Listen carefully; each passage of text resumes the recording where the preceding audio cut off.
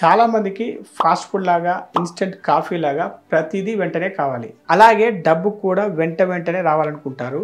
కానీ wealth create చేయాలంటే సమయం పడుతుంది. ఒక రాత్రి విత్తనం నాటి ఉదయానికల్లా చెట్టు రావాలి అని అనుకోవడం ఎంత అసంబద్ధమో, సంపద సృష్టి కూడా త్వరగా జరగాలి అని అనుకోవడం కూడా మూర్ఖత్వం అని చెప్పవచ్చు.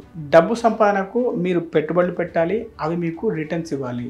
అంటే మీకు ఓపిక, స్థిరత్వం ఉండాలి. ఉదాహరణకు మీరు ఒక ప్లాట్ను 10 లక్షలు పెట్టి 10 సంవత్సరాల క్రితం కొన్నారు. మొదట 2 సంవత్సరాలు ఆ ప్లాట్ ధర పెద్దగా పెరగకపోయి ఉండొచ్చు.